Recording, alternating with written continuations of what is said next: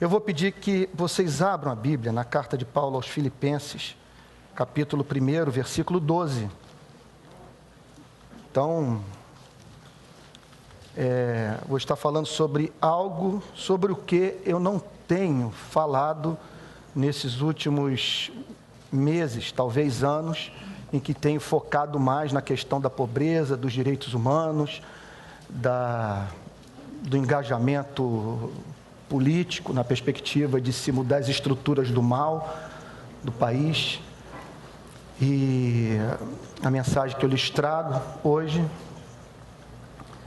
é no sentido de nós tratarmos de questões essenciais que antecedem a estas que eu acabei de mencionar. Então vamos lá, Filipenses capítulo 1, versículo 12, diz assim a palavra de Deus: quero ainda, irmãos, cientificar-vos de que as coisas que me aconteceram têm antes contribuído para o progresso do Evangelho, de maneira que as minhas cadeias em Cristo se tornaram conhecidas de toda a guarda pretoriana e de todos os demais.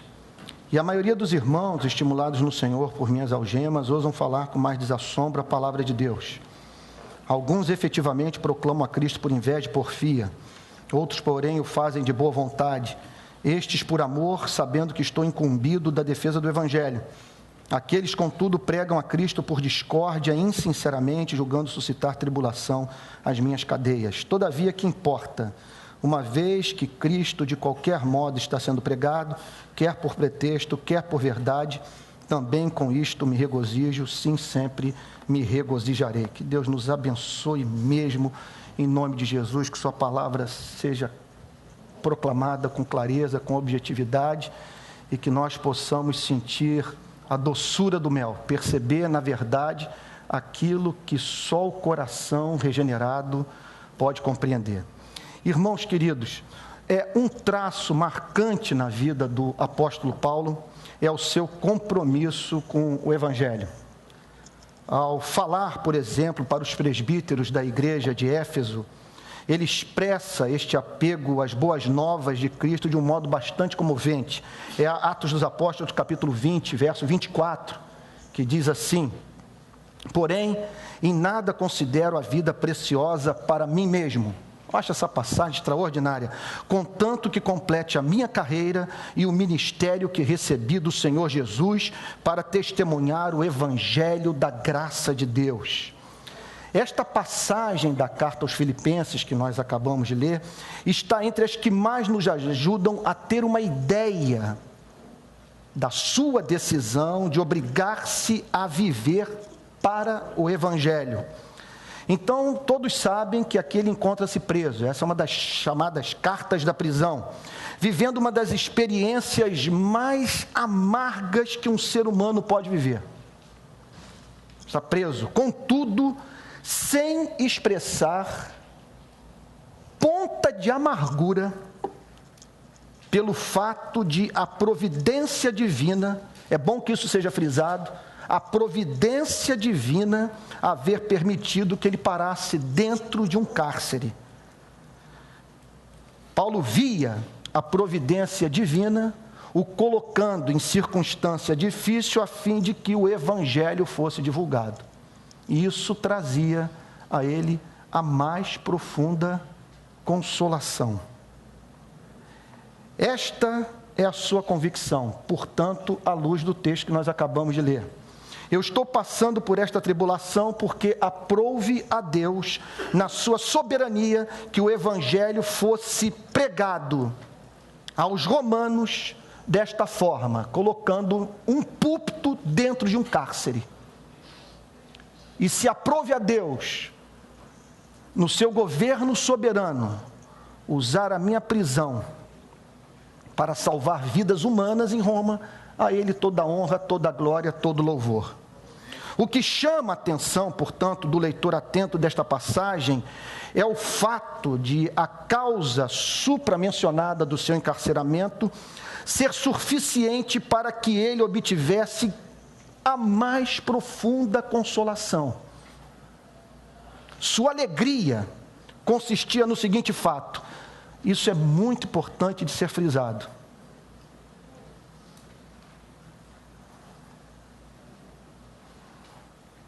E para lhe ser franco, eu acho que eu não tenho coisa na vida que mais me mantenha distante do pecado do que essa declaração do apóstolo Paulo. Quando ele diz: as coisas que me aconteceram têm antes contribuído para o progresso do Evangelho.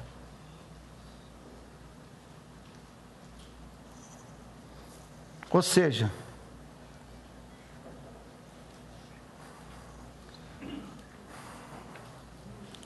uma tragédia se abateu sobre mim,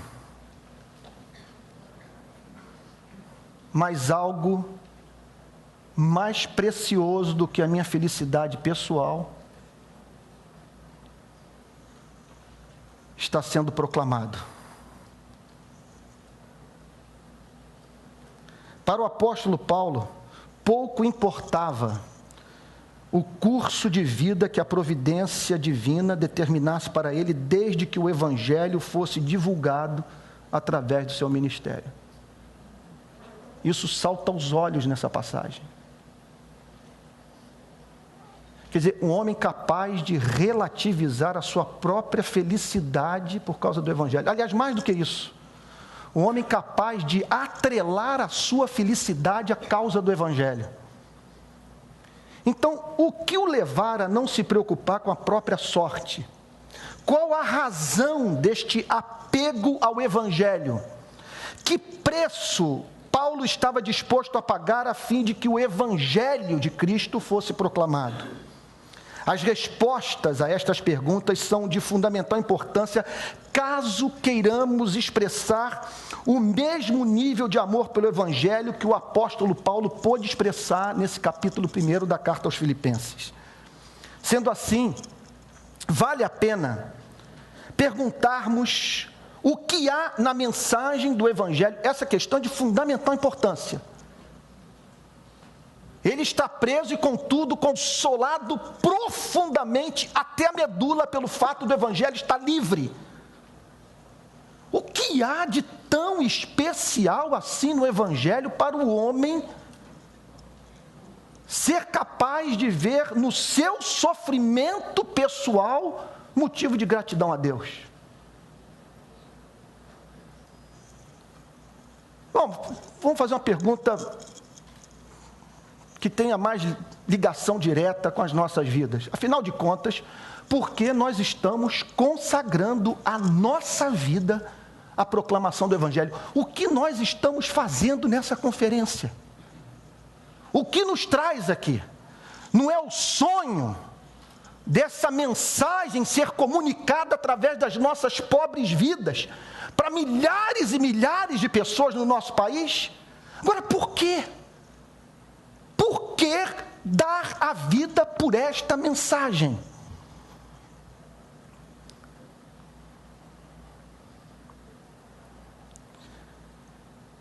O que há, essa pergunta é central, o que há na mensagem do Evangelho que o fazia esquecer-se da sua própria vida e tivesse como maior objetivo da sua existência o progresso do Evangelho? Aliás, talvez fosse melhor formular a pergunta de uma outra forma. Por que a espécie de vida que ele amava era uma vida de renúncia a todas as coisas, com o propósito de se fazer uma dedicação integral da própria existência à divulgação de uma mensagem? Irmãos queridos, nós só entenderemos o coração do apóstolo Paulo quando levarmos em consideração o fato de que para ele o conteúdo da mensagem do Evangelho era por demais sublime. O que o moveu a viver a espécie de vida que ele viveu, caracterizada por sofrimento, foi o fato dele identificar na mensagem do Evangelho a presença de algo absolutamente sublime. Sendo assim, fazia todo sentido ele não se importar com o curso de vida que a providência determinasse para ele, desde que a mensagem gloriosa do Evangelho fosse proclamada. Então, a pergunta que eu gostaria de responder para você nessa manhã é a seguinte: em que consiste a sublimidade do Evangelho? Eu tenho 3 respostas apenas à luz desse texto para esta pergunta. Por que o Evangelho é sublime? O que há de especial nessa mensagem? O que o torna glorioso a ponto de Deus mobilizar os céus e a terra para que esta mensagem seja proclamada e alcance os corações humanos? Irmãos queridos, a sublimidade do conteúdo do Evangelho, com o qual devemos estar comprometidos, consiste, em primeiro lugar, à luz desta passagem, muito nós poderíamos falar sobre isso, eu quero me ater ao texto. O Evangelho é sublime por se tratar das boas novas de Deus para a humanidade. Essa é a resposta mais elementar que nos é apresentada pelo verso 12. Olha o que diz o verso 12. Quero ainda, irmãos, cientificar-vos de que as coisas que me aconteceram têm antes contribuído para o progresso do Evangelho. Se de fato queremos entender a disposição do apóstolo Paulo de dar sua vida por uma mensagem, nós precisamos partir da análise do significado da palavra evangelho. Palavra grega que todos vocês sabem muito bem que significa boas novas. Seu significado pode ser comparado à notícia trazida por um mensageiro recém-chegado do campo de batalha que anuncia aos que ficaram na cidade que a batalha foi vencida, que as tropas inimigas não vão invadir a cidade, não vão violentar as mulheres, não vão deixar de reverenciar os cabelos brancos dos anciãos. Alguém vem do campo dizendo a batalha foi vencida. Então essa é uma boa nova. Então trata-se de uma notícia tão maravilhosa que os que a receberam devem envidar todo o esforço possível para que jamais o seu conteúdo fique aprisionado. Por isso, o apóstolo Paulo via sentido no seu aprisionamento. Ele entendia que o cerceamento de sua liberdade representava liberdade para o Evangelho. E se esse fosse o caso, a sua vida estava cumprindo um propósito glorioso. Quer dizer, sua vida, deixa eu reformular melhor a frase. O apóstolo Paulo entendia que se para o progresso do Evangelho necessário fosse que ele padecesse, ele entenderia com isso que sua vida estaria cumprindo um propósito absolutamente glorioso. Então, qual é a essência desta boa notícia? Por que ela é chamada de boa nova? Aliás, o teste para você saber se está pregando o Evangelho na sua igreja. Quando você prega o Evangelho, as pessoas são tomadas de senso de maravilha. Elas são levadas a dizer, não pare de pregar, pastor. Elas veem no seu andar, um andar excelente, porque a notícia que você proclama é absolutamente amável. Eu vou mais longe, elas são tomadas por dúvida, de ficarem tão encantadas com a novidade que você está apresentando, a ponto de dizerem, não é possível que isso seja verdadeiro. Os irmãos de José voltando para Israel, e chegam para Jacó e dizem, teu filho está vivo, José não morreu, e mais do que isso, ele é governador do Egito. Uma excelente notícia, não é possível que seja verdade. Pois bem, qual é a essência dessa boa notícia? Talvez não encontremos, isso me comove até a medula, melhor definição dessa mensagem do que a que foi apresentada pelo próprio apóstolo Paulo na segunda carta aos Coríntios, capítulo 5, versículo 19. Coisa linda. Deus estava em Cristo, reconciliando consigo o mundo, não imputando aos homens as suas transgressões e nos confiou a palavra da reconciliação. Então, isto é o Evangelho. Não se trata de dizer ao mundo como ele deve se organizar politicamente. Seu objetivo supremo não é divulgar o melhor tratamento para os nossos problemas psicológicos. Não visa dizer ao homem o que ele pode fazer para prosperar nesta vida. Eu iria até mais longe. Não é dizer que o mundo tem um Criador, que a realidade última é pessoal. Não significa bradar, a verdade existe e pode ser conhecida pelo homem. O Evangelho tem como corolário tudo o que acabei de mencionar, mas a sua mensagem central é a gloriosa notícia que Deus, no seu infinito amor, chama a humanidade para se arrepender dos seus pecados e crer na oferta graciosa de salvação que é oferecida por Cristo Jesus, o nosso Redentor. Quer dizer, é uma mensagem chocante. Ela revela a sua origem divina em razão da sua beleza e da sua singularidade. Você não encontra paralelo para essa mensagem em nenhuma outra religião, pois todas as religiões são caracterizadas pela tentativa humana de, através da prática de tolices, comprar o amor da divindade. E o Evangelho anuncia um Deus doce, descomplicado, que não exige que o homem inviabilize a sua vida a fim de poder ser amado pela divindade. Em todas as religiões, o homem se apresenta diante do Criador com uma oferta nas mãos para comprar o seu amor. No Evangelho, Deus é o ofertante. Louvado e exaltado seja o seu nome. Então, o que o Evangelho proclama é a existência de um Deus santo. Nós jamais entenderemos a mensagem do Evangelho enquanto não partirmos do pressuposto que Deus é santo, santo, santo. Um ser que não tolera o pecado, pelo simples fato do pecado não fazer parte da sua própria existência. Ele é amor.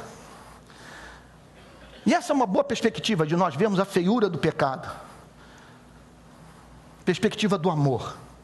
As três pessoas da Trindade bendita vivem um relacionamento de santidade e amor. Por isto, esse Deus tem julgado a terra e avisado das mais diversas formas aos seres humanos que um dia haverá de julgar os vivos e os mortos. O Evangelho é o anúncio da gloriosa notícia de que Deus está chamando os homens para acertarem as contas com Ele antes da chegada deste dia. Então, gente, as pessoas não serão tomadas de senso de maravilha na nossa pregação se nós não formos capazes de revelar a beleza disso tudo. Especialmente se ao mencionarmos pecado do púlpito,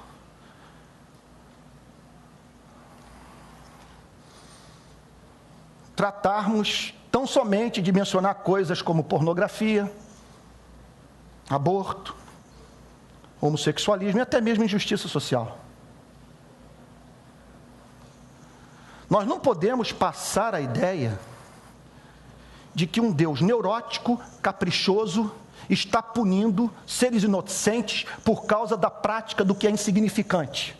A Bíblia nos apresenta um ser santo, boníssimo, amabilíssimo, dulcíssimo, que pede do homem que tão somente este viva a vida que o próprio Deus vive, que é uma vida de amor. O nosso problema, o seu problema, o meu problema é que nós somos uns fracassos no campo do amor. E essa é a pancada que eu levei nos últimos 5 anos e meio, onde o fim da juventude, o início da minha velhice coincide com o meu contato com o Rio Underground. Que aviltou, ou melhor, que avultou a minha percepção do pecado. Pois eu chego aos 50 anos de idade, que eu vou fazer mês que vem, com 2 certezas que me mostra o quanto somos pecadores e como que o problema central é que nossa raça desaprendeu a amar.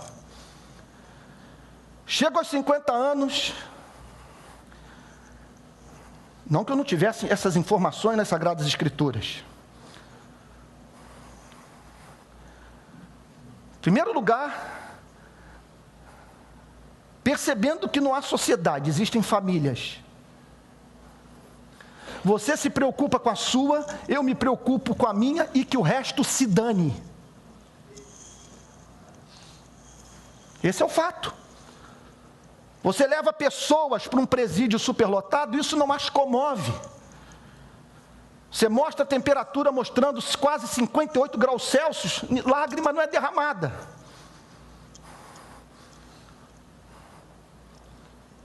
E outra percepção, nós amamos de tal maneira a nós mesmos, que reside dentro de cada um de nós uma propensão inexorável à mentira. Somos visceralmente mentirosos. Irmãos,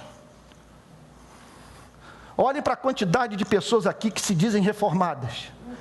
Em geral, o calvinismo não tem resistido à presença de uma amante na vida do pastor. Que verdade resiste a uma amante? Que verdade resiste à influência cultural? Que verdade resiste à paixão ideológica? O que o Evangelho diz é que a nossa raça necessita de salvação.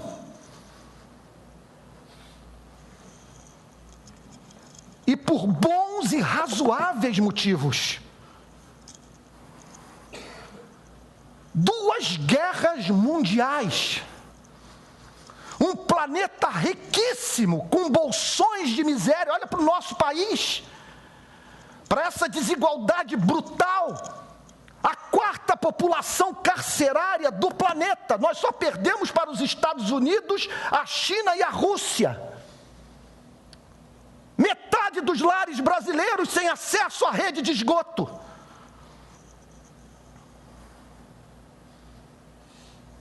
E qual é o nosso problema? O nosso problema é o problema de todos os demais povos. Perdemos a alma, a capacidade de amar. E o que o Evangelho diz é que um Deus santo se levanta para julgar homens que se recusam a viver a vida que Ele próprio vive, que é uma vida de amor. Então é uma bobagem esse negócio de dizer que Deus pede na sua palavra para que o homem ame a si mesmo. Aí pegam o grande mandamento, veja como que a Bíblia ensina. Primeiro você tem que se amar, para depois amar o seu semelhante. Amarás ao teu próximo como a ti mesmo. Irmãos, Jesus dá o amor que temos por nós mesmos como algo absolutamente certo. O que Ele pede é que nós aprendamos com este amor. Porque o maior compromisso que todos nós temos na vida é com a nossa felicidade pessoal. Por isso nós corrompemos a verdade. Por isso que nós lidamos com indiferença com a desgraça. Por isso que podemos, por exemplo, optar por um modelo de plantação de igreja em bairros de classe média. Enquanto a periferia, com os pobres e miseráveis, que foram o principal foco do ministério do Senhor Jesus, carece da presença de pregadores que façam opção ministerial pelas regiões do Brasil onde há, frise isso, maior demanda de misericórdia. Tu és o Messias, manda dizer para João Batista que os paralíticos andam, os cegos vêm e aos pobres está sendo anunciado o Evangelho.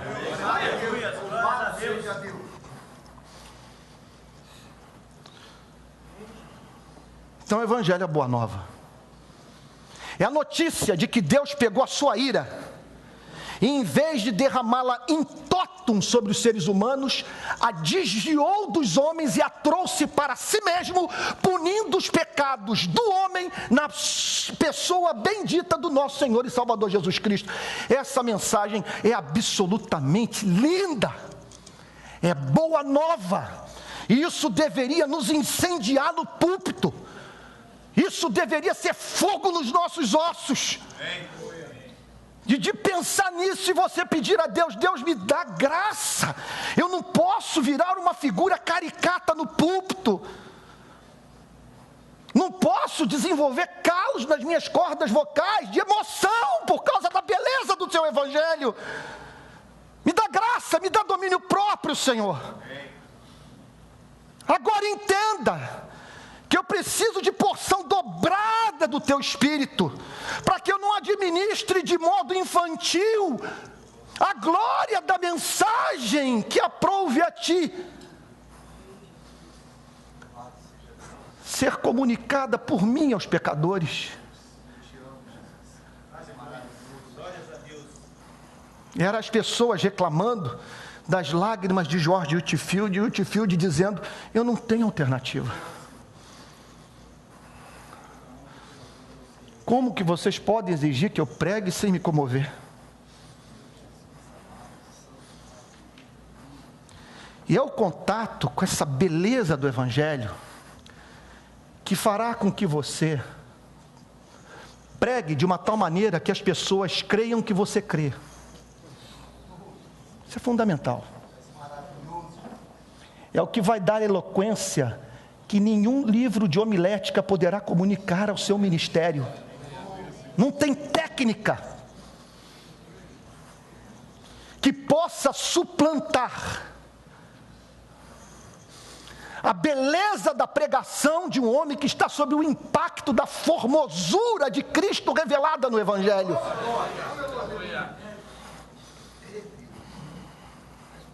E eu concordo em parte com quem já disse: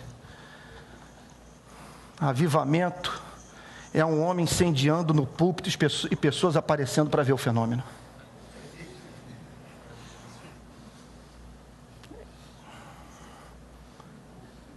Por que o Evangelho é sublime? O Evangelho é sublime porque se trata da palavra de Deus. É uma boa notícia e que ao mesmo tempo é palavra de Deus. Olha o verso 14. E a maioria dos irmãos, estimulados no Senhor por minhas algemas, ousam falar com mais desassombro o quê? A palavra de Deus. É uma outra forma de se falar sobre Evangelho.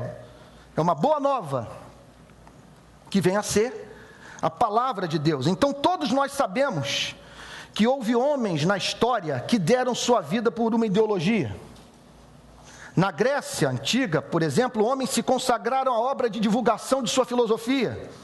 Sócrates, por exemplo, abriu mão da sua própria vida por causa do seu compromisso com a ética e com aquilo que ele julgava ser verdadeiro. Mais recentemente, testemunhamos do ardor com que marxistas defenderam suas ideias acerca do modo como as nações deveriam regular a relação, por exemplo, entre patrão e empregado. Muitos já deram sua vida por uma mentira sem saber que morriam por nada. Outros se consagraram ao ensino do que sabiam ser mentiroso. O caso do apóstolo Paulo e, consequentemente, de todos vocês que se encontram aqui, movidos pelo amor do Evangelho,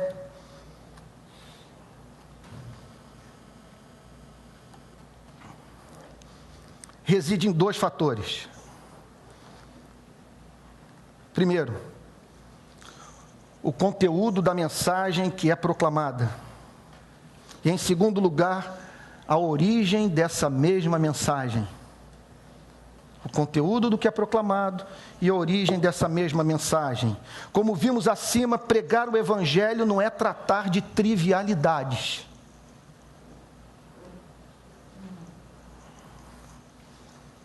Você pode ter certeza de uma coisa: quando você entrar na meia-idade, muitos pastores jovens aqui, a vida começará a cobrar de você o que você fez com o tempo que Deus lhe deu.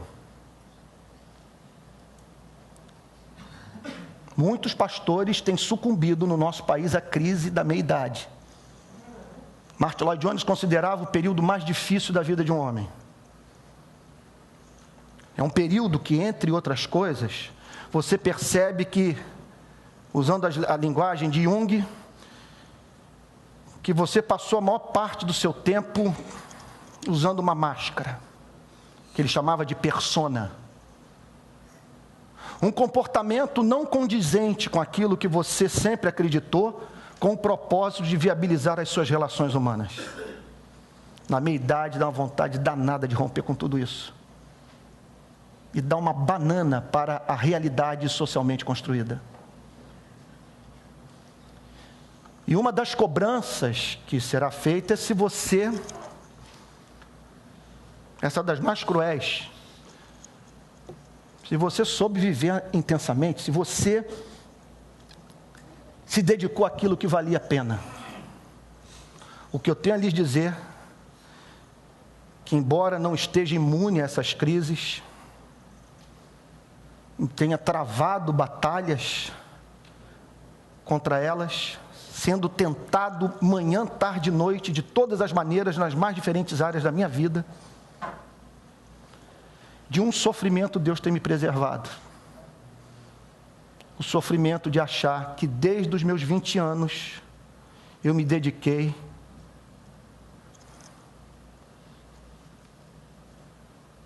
a um trabalho de pouco valor para os seres humanos. O que faz com que, invariavelmente, todo domingo, eu entre no meu carro e atravesse a ponte Rio-Niterói com um senso profundo de privilégio e dizendo para Deus, se eu tivesse 1000 vidas para viver, eu dedicaria as 1000 para o ministério sagrado.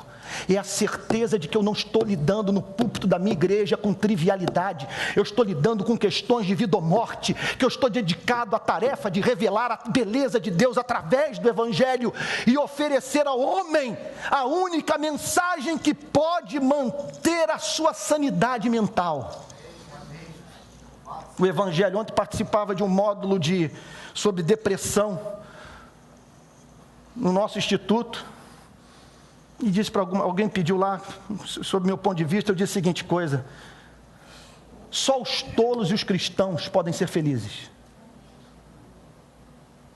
Ou sua felicidade está alicerçada em evidência, que só o Evangelho pode dar, ou você é suficientemente tolo para ser feliz, vivendo num mundo onde cedo ou tarde a morte fará com que você se separe de tudo quanto ama. Eu não me surpreendo, diz Woody Allen, não me surpreendo com as guerras. O que me surpreende é como que, sendo o homem quem ele é, como que nós não temos mais guerras ainda. Eu não me surpreendo com a quantidade de ansiolítico, antidepressivo que as pessoas tomam. Não me surpreendo com a dependência química de crack, de cocaína.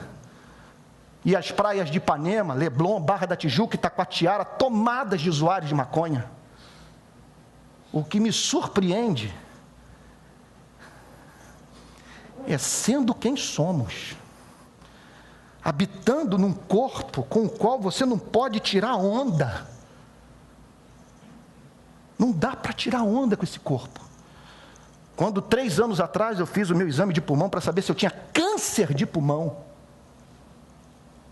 3 dias depois da minha mulher me dizer que estava grávida, eu fui tomado por aquele senso esmagador de criaturidade. E a convicção de que não dá para tirar onda com ninguém, porque o orgulho não combina com a minha condição de um ser que hoje está aqui, que amanhã não pode estar mais. Somos uns fantasmas. É aquela história contada por Martin Lloyd Jones num dos seus livros. O político se levantou para discursar, parece que foi um comício na Inglaterra, disputando lá com um outro, muito conhecido na cidade, e de repente alguém passou um bilhete para ele, um assessor, com a seguinte nota: fulano de tal, seu adversário acabou de morrer. Martin Lloyd Jones conta que esse político começou o seu discurso com as seguintes palavras: que fantasmas somos e que fantasmas nos perseguem.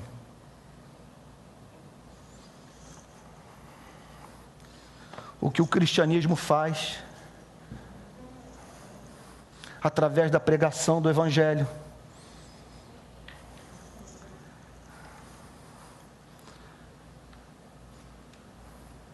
é a partir dessa humilhação metafísica, seguida da humilhação moral,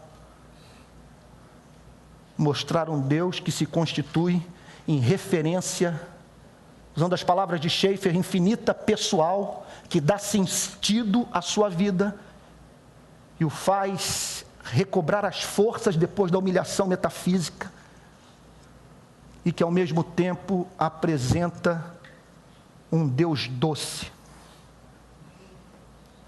que perdoa pecados, que chama o homem voltar para a casa do Pai, sem passar pela senzala para receber o abraço de Deus.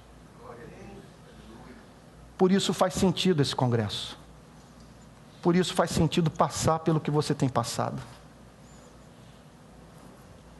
O salário apertado, as crises de insegurança, as pessoas nas quais você investe a vida e que no minuto seguinte vão embora sem dizer adeus. Faz sentido estarmos aqui no centro do Rio de Janeiro, procurando saber como plantar igrejas saudáveis no Brasil, porque nós estamos envolvidos com questões de vida ou morte, nós não estamos lidando com trivialidades, nós estamos lidando com aquilo que livra o homem do inferno literal e do inferno que ele vive nessa presente vida, como os puritanos costumavam chamar de dura, curta e incerta. Pregar o Evangelho não é tratar de trivialidades e anunciar ao mundo a santidade, a justiça e o amor de Deus, e ao mesmo tempo ensinar ao homem a solução para o seu problema mais grave. Pregar o Evangelho, contudo, é glorioso por se tratar do anúncio da palavra de Deus. É isto que o apóstolo Paulo menciona então no verso que nós acabamos de ler, o 14. Não significa a consagração da vida a uma ideologia humana. Isto pode ser até bom caso a ideologia seja de grande proveito para todos por ser verdadeira. Pregar o Evangelho, no entanto, é pregar que o que é verdadeiro e atestado pelo selo divino como tal. Isso que é glorioso. Muitas verdades têm sido proferidas pelo homem, mas a única verdade que veio acompanhada com manifestações de prodígio, de milagres, foi a mensagem do Evangelho, que de tão sublime, gloriosa e santa que é, veio com esse selo divino, que tanto marcou a vida dos apóstolos no primeiro século. O que necessitamos de destacar é que o Evangelho é uma verdade que foi autenticada de modo todo especial por Deus. É palavra de Deus, é palavra de Deus, é a verdade que Deus fez acima de todas as outras que fosse reconhecida como tal. Agora, como que eu posso saber que o Evangelho é palavra de Deus? Há muito se poderia falar sobre isso, mas há 3 respostas pelo menos. Em primeiro lugar, pelos sinais que acompanharam a pregação apostólica. Em segundo lugar, pela excelência do seu conteúdo. Eu não tenho palavras para expressar o quanto esse ponto pesa na minha vida.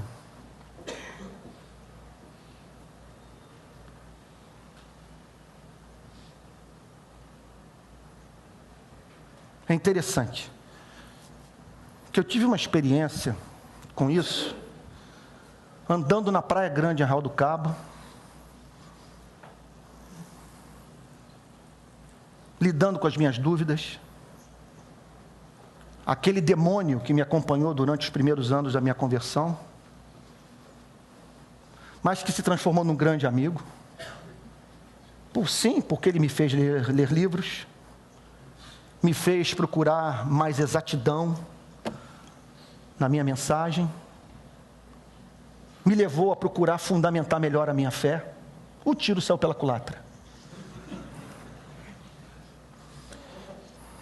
E eu andava pela Praia Grande tomado de dúvidas vindo de todos os lados. Há uma diferença entre dúvida e incredulidade. A incredulidade recusa a crer. A dúvida é uma doença da fé. E não há fé que não seja cometida por dúvida, como diz Calvino. E eu me lembro de ter vindo à minha mente, não numa visão, mas num quadro mental, a cena de Jesus Cristo crucificado. E tudo o que esta história envolve. Eu me lembro que eu fiquei tão tomado de gozo naquela praia, tão encantado com aquela mensagem,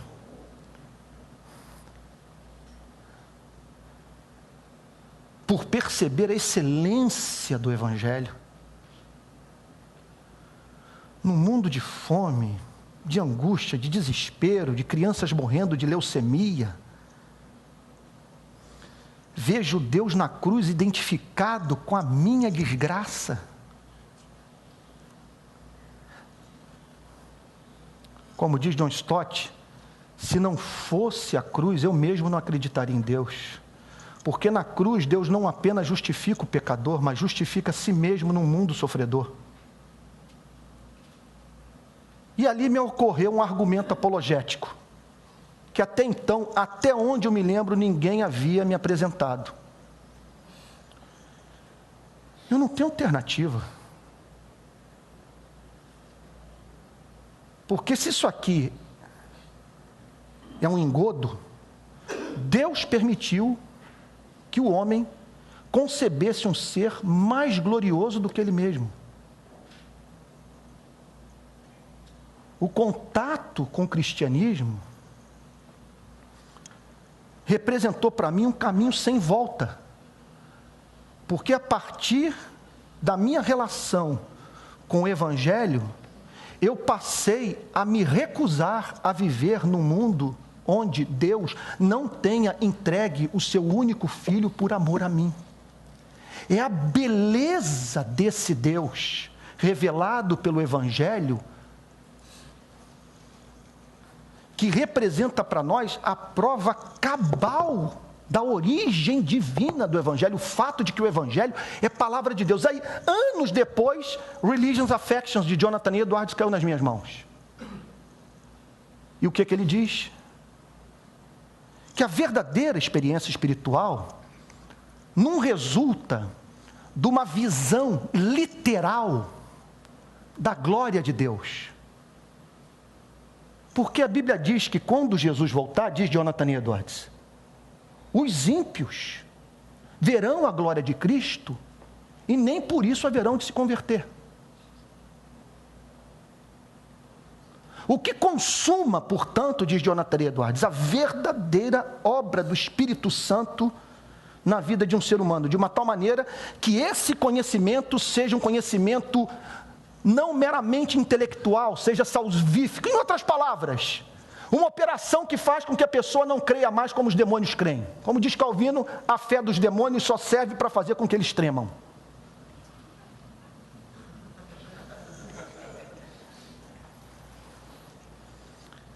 Aí diz Edwards, o que marca esta obra de salvação é o sentido novo que o Espírito Santo produz no coração do pecador, que o possibilita sentir a doçura do mel. É o que o faz olhar para Deus e não apenas dizer se algo existe, algo tem existido por toda a eternidade, porque o nada cria. Não, o faz olhar para Deus e dizer: o pardal encontrou casa, a andorinha ninho para si, onde acolhe os seus filhotes, mas eu os teus altares, Senhor dos exércitos, Rei meu e Deus meu. Uma coisa é saber que Deus existe, outra coisa é se deleitar em Deus. Uma coisa é você estar esmagado intelectualmente pela percepção de que a existência, a complexidade da vida demanda a existência de um ser infinito, pessoal. Outra coisa é você adorá-lo na beleza da sua santidade. É você se deleitar em cada um desses atributos per si: autoexistência, imutabilidade, infinidade, unicidade, e saber que este que é autoexistente, imutável, que é infinito, que é único, é justíssimo, dulcíssimo, amabilíssimo, ele é leal, de maneira nenhuma nega-se a si mesmo, porque antes de ter um compromisso com o homem, tem um compromisso com o seu caráter. Por isso que Davi disse: e ainda que eu ande pelo vale da sombra da morte, não temerei mal nenhum, porque tu estás comigo, e tu me guias pelas veredas da justiça, por amor do seu nome, por causa do compromisso isso que o Senhor tem com o seu próprio caráter. Meus amados irmãos, é isso que o Evangelho faz. O Evangelho revela essa beleza que é capaz de eliminar toda dúvida, estabelecendo no tribunal da alma a autenticidade ou a origem divina do Evangelho de nosso Senhor e Salvador Jesus Cristo. Em outras palavras, este Evangelho revela um Deus incomparavelmente formoso. E é por isso que nós temos que ter misericórdia dos irmãos pentecostais, quando os vemos ter comportamentos que muitas vezes nós julgamos infantis. Jonathan Edwards tratou sobre isso também com muita maestria, ao ver os exageros, porque nada disso é novo, no primeiro avivamento que houve no século XVIII, na chamada região da Nova Inglaterra.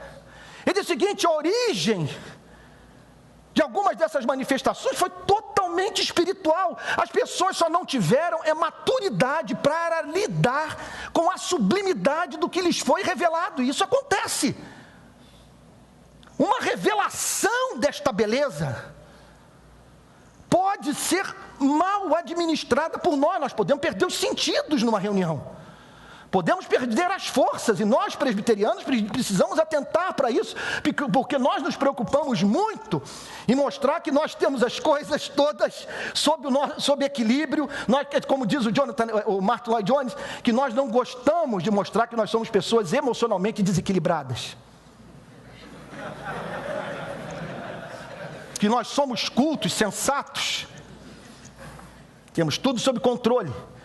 Mas, meus amados irmãos, você chegar ao ponto de dizer, como diz John Stott, na cruz Deus não justifica apenas o pecador, mas justifica a si mesmo no mundo sofredor. E ao chegar numa favela, e você vê a mãe do menino que levou um tiro na testa: meu filho, sai daí, meu filho! Pastor, ressuscita minha filha, pastor! Ela não nasceu para viver nesse caixão, que eu tenho visto a 3x4 no Rio de Janeiro. E nas horas que você volta perturbado para casa, como outro dia voltando do Jacarezinho, fuzil para todo lado, pistola, eu cheguei para o líder: máquina de caça-níquel. Por que máquina de caça-níquel na favela? Por que o pobre explorar o pobre? Não, isso é PM. Aí a mãe vem lá de dentro: pastor, alguma coisa tem que ser feita. Eles pegaram o menino, tiraram o menino da viatura, botaram aqui na frente da minha casa, deram um tiro na cabeça e eu tive que limpar a praça, pastor. Semana passada, no complexo de Manguinhos, os meninos vieram na minha direção: pastor, aí começaram a me abraçar, porque estavam encantados com as imagens que saíram no SBT, que nós pegamos na favela, os garotos mergulhando no rio. Aí eu falei: mas que rio é esse, meu Deus? Que cheiro é esse? Fulana, uma socióloga, entra em contato com Inéia, vamos ver o resultado dessa água. Que água é essa? Isso não é possível. O aspecto é pastoso, é leitoso, o cheiro é insuportável. Aí a Maria Cláudia, socióloga, foi lá, entrou em contato com Inéia, e falou: não, nós já fizemos o exame, mandaram o exame para a gente. Para cada 100 mililitros, 3,5 milhões de coliformes fecais. As crianças estão nadando no cocô, porque não tem acesso à área de lazer na comunidade pobre. E teve um dia que eu cheguei na ponte Rio-Niterói e falei: eu vou voltar só para o púlpito. Vou voltar a me dedicar àquela vidinha de pastor de igreja de classe média, fazendo minhas viagens para a França, participando dos congressos na América, ganhando bons salários. Porque isso não tem jeito.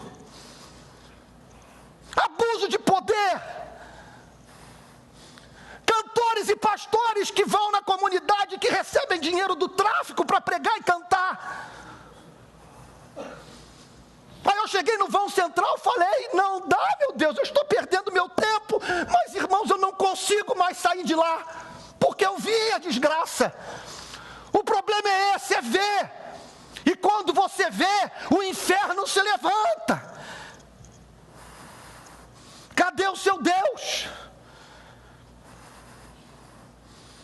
Como ele permite que um menino evangélico de 19 anos leve um tiro na cabeça e a polícia arrume uma mochila e coloque uma pistola, uma granada e 158 papelotes de cocaína, e os pais evangélicos enterram o ministro de louvor como se esse fosse bandido.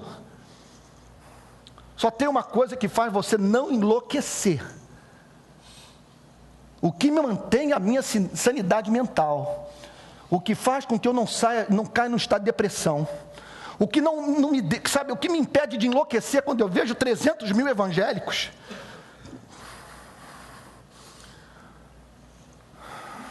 Deus do céu, eu não podia falar. 2,5 milhões de reais dados pela Prefeitura do Rio de Janeiro para organizar um culto no centro da cidade.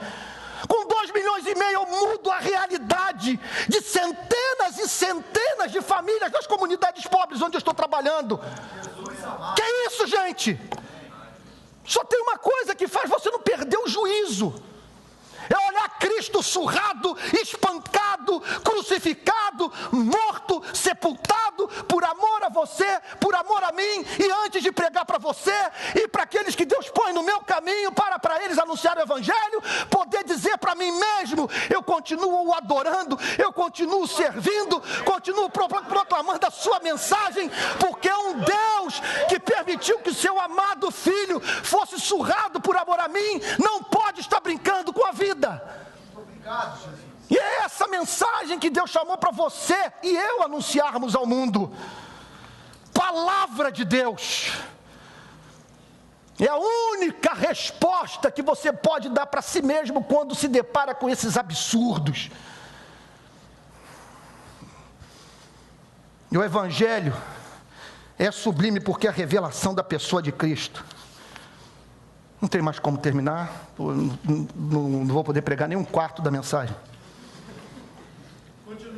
Como diz o Martin Lloyd Jones, é um romance. A mensagem, a pregação do Evangelho é um romance. Você nunca sabe o que vai acontecer no púlpito. Nunca sabe. É uma coisa maravilhosa, você nunca sabe. Eu tenho sentido dores horríveis na voz, na garganta. E tem dito, eu preciso de mais domínio no púlpito. E quando eu tinha 30, quando eu tinha 20, eu falava: esse é meu temperamento. Essa coisa da minha família, português, sei lá, criado no Maracanã, sabe, não sei o que... Mas quando eu ficar velho, essas coisas vou poder pregar como Martin Lloyd Jones, vou poder pregar como John Stott, as minhas referências, que são homens que mantêm as coisas sob controle. Aí o Espírito Santo faz o seguinte comigo: estou diante do texto bíblico, e salta a palavra do texto. Ela pula, e eu falo: mas durante a exegese eu não vi isso, porque só agora, meu pai. E a coisa o eletriza. Que maravilha ser ministro do Evangelho. Ah, meus amados irmãos, saiam dessa conferência para plantar igreja mesmo, em nome de Jesus, e vamos criar uma nova referência de protestantismo no nosso país, em nome de Jesus. Não pode mais as notícias que foram veiculadas pelos jornais do Rio de Janeiro continuarem sendo veiculadas, fazendo tropeçar milhares e milhares de brasileiros. Que os evangélicos foram para as ruas aos milhares com dinheiro público para protestar contra a homofobia. Não estou dizendo que não haja uma ética sexual nas Sagradas Escrituras. Não estou dizendo que o homossexual não deve ser discipulado e chamado para administrar a sua sexualidade de uma outra forma. O que eu estou dizendo é que a agenda do reino não pode ser somente esta. E que nós não podemos continuar ouvindo pregadores que vêm para o nosso país, que pregam de modo tão exato a palavra de Deus, que não conseguimos atentar para o fato de que eles não estão mencionando no púlpito algumas coisas que deveriam ser mencionadas. A mensagem é exata, mas eles não sabem o que é cruzar a Avenida Brasil. Isso é responsabilidade nossa.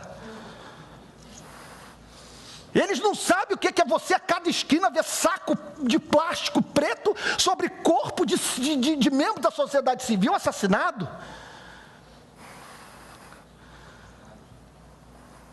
Que a saúde no Brasil faliu. Que a prefeitura e o governo do estado do Rio de Janeiro põem 4 milhões de reais todos os anos numa competição de hipismo da Atina Onassis.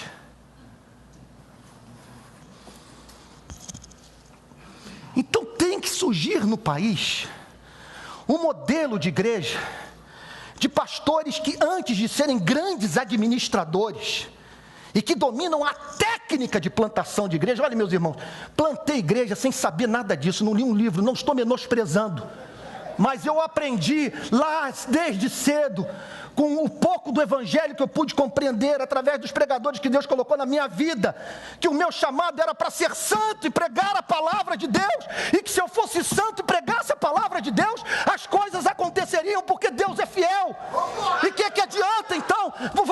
Eu perdi muito tempo por falta de entendimento, perdi muito tempo por não ter acesso às informações que vocês têm, perdi pessoas, é claro, não nego esse fato.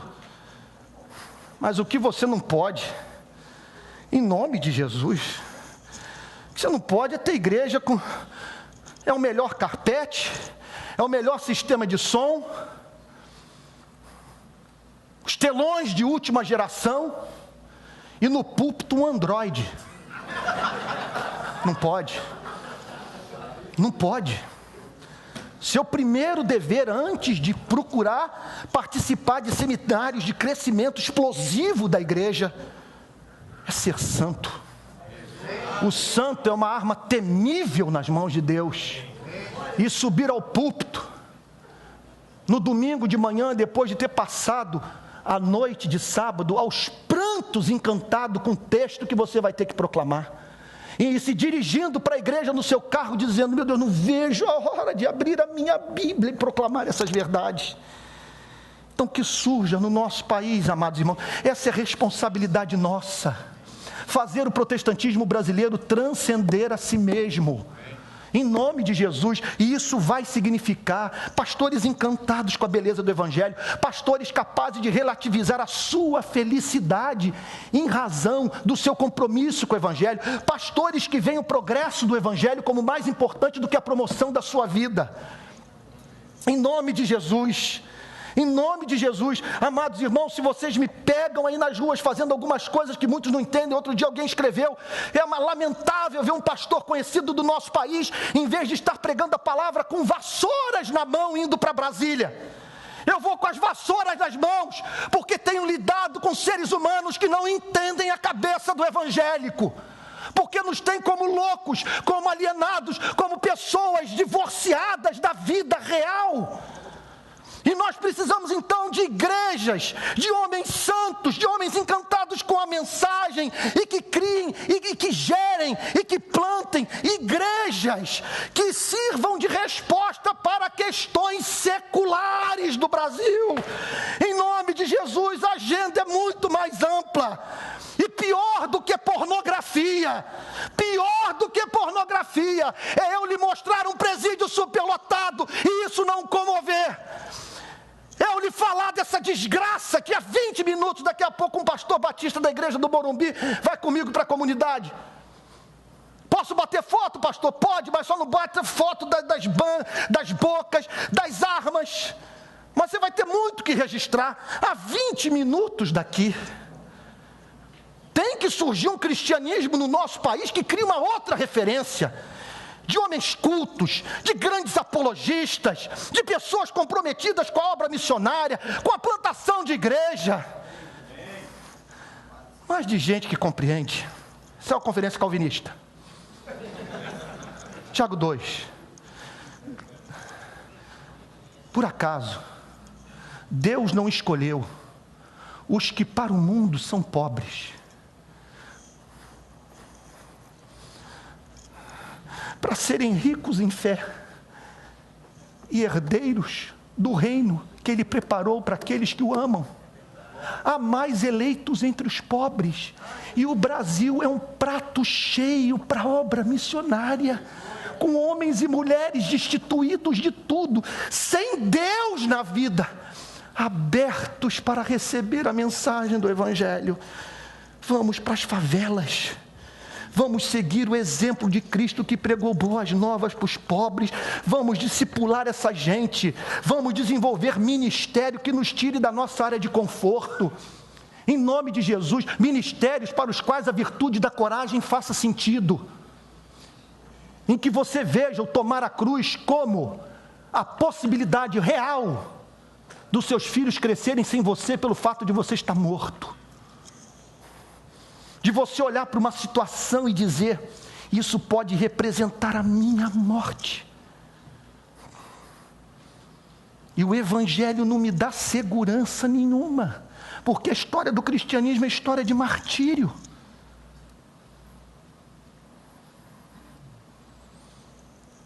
E você não conseguir voltar atrás,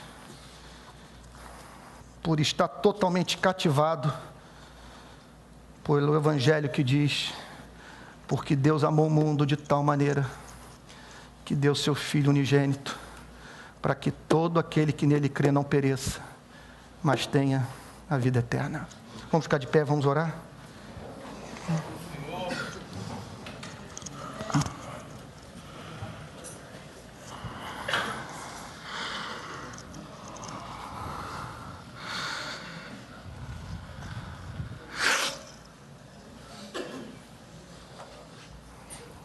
Senhor, como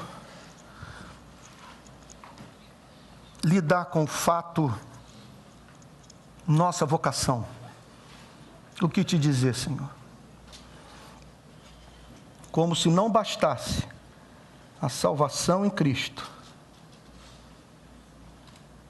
aprove a Ti nos dar o dom glorioso de comunicar a Tua verdade, Senhor.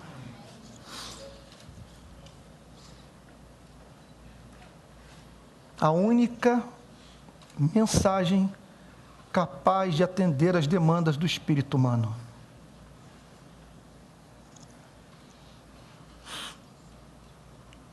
Senhor,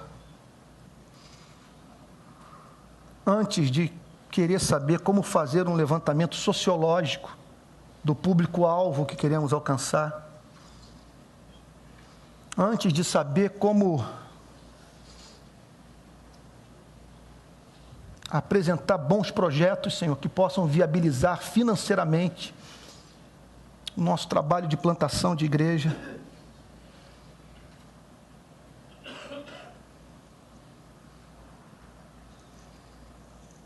Antes de conhecer técnicas, Senhor, de pregação, nós queremos ter um contato com a Tua beleza. Alguma coisa, Senhor, que faça o nosso rosto brilhar de uma tal maneira, Senhor, que quando venhamos a subir o púlpito, as pessoas se sintam recompensadas, Senhor, de apesar de estarem num templo humilde, com parede descascada, sem ar-condicionado, mas ouvindo um santo, e um homem cujo rosto comunica o Evangelho. Senhor, opera no campo do ser, de uma tal maneira que possamos dizer como o apóstolo Paulo, as coisas que me aconteceram têm contribuído para o progresso do Evangelho. Consola aqueles, Senhor, que estão vivendo num aperto financeiro, aqueles que não veem perspectiva de compra de templo, de propriedade, Senhor,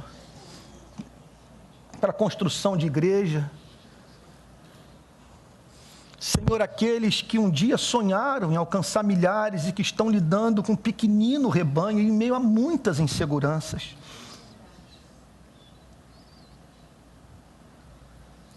Senhor, consola estes com a consolação que Tu destes ao apóstolo Paulo. Contudo, apesar das lágrimas, do preço que minha família está pagando, apesar das tensões de estar envelhecendo antes do tempo, percebo que o Evangelho está sendo comunicado através da minha pobre vida. Senhor querido, que amemos o ministério, Senhor, em razão do amor que temos pelo Evangelho e, acima de tudo, do amor que temos pela mensagem central do Evangelho, da pessoa que o Evangelho revela, que é o Jesus Cristo, nosso Senhor e Salvador. Dá com que haja originalidade na nossa pregação. Senhor, dá que haja o elemento de espontaneidade, de brilho, Senhor. Senhor amado, não queremos ser guiados pelas nossas paixões, obviamente. Não queremos nos transformar em figuras caricatas, Senhor. Não queremos ser objeto de piada. Mas, Senhor, nós queremos, se necessário for, cometer, Senhor, anacolutos nas nossas mensagens. Senhor, começar a frase, muitas vezes, e não terminá-la por causa do encanto com o Evangelho, da emoção que se apoderou do nosso coração, em razão do fato de estarmos diante de um Deus majestoso e que nos revela uma mensagem gloriosa, Senhor, e o plano de salvação mais excelente que pôde um dia ser comunicado ao homem. Encoraja a todos, Senhor. Batiza a todos com o Espírito Santo, Senhor. Oh, Senhor amado, dá o teu selo, Senhor. Ó Deus amado, tu sabes que nós nunca vamos poder competir, Senhor, em marketing com as organizações não cristãs. Que a diferença que há entre elas e nós, Senhor, e que faz com que o homem acorde num domingo de manhã e se dirija para o templo, Senhor, é a transcendência, é a tua presença no culto, Senhor, é a certeza de que tu estás falando regularmente através de um mortal, Senhor, e é isso que nós queremos, que tu nos ajudes a manter tudo em equilíbrio, Senhor. Não queremos, Senhor amado, em nome de Jesus, perder de vista a necessidade imperiosa de tudo ser feito com decência e ordem. Não queremos menosprezar os manuais de plantação de igreja, Senhor, tão preciosos, Senhor, uma vez que podem preservar muitos homens piedosos de erros desnecessários. Nós sabemos disso, Senhor, mas não permita que percamos de vista o fato, Senhor, de que tua palavra diz: ficai em Jerusalém até que do alto sejais revestidos de poder. Não pensem que vocês vão poder encarar o Império Romano sem o poder do meu Espírito. E nós te agradecemos, Senhor, pelos irmãos americanos, por tudo que temos recebido através dessa gente queridíssima, Senhor. Gente que veio de longe para compartilhar a sua fé preciosa conosco, Senhor.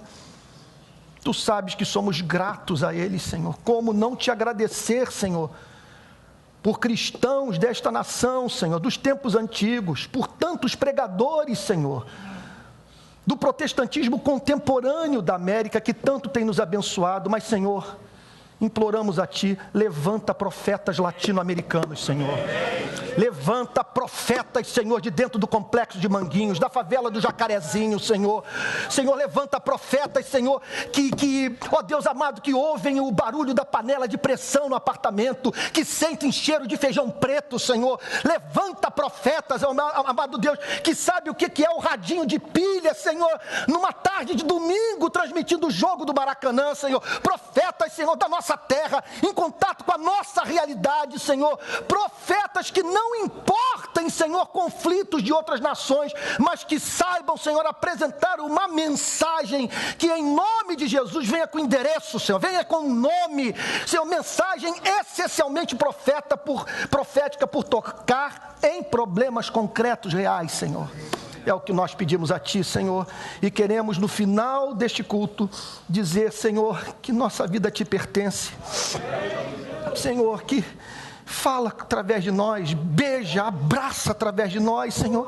Escreve teus pensamentos através de nossas vidas, Senhor. Senhor, revela a beleza do teu evangelho através do nosso ministério e ajuda-nos, Senhor, a sermos a geração que vai fazer o protestantismo brasileiro transcender a si mesmo, Senhor. Um protestantismo onde haja preocupação com pornografia, mas, Senhor, não mais do que preocupação com direitos humanos, Senhor. Ó, Senhor, que vivamos uma vida bonita, uma vida bela, Senhor, uma vida santa, uma vida que expresse, Senhor, o caráter mais marcante da vida de Cristo, a sua misericórdia, a sua capacidade de se compadecer daquele que se encontra quebrado, Senhor. É o que nós pedimos em nome de Jesus, Senhor. Amém. Amém. Amém. Deus abençoe.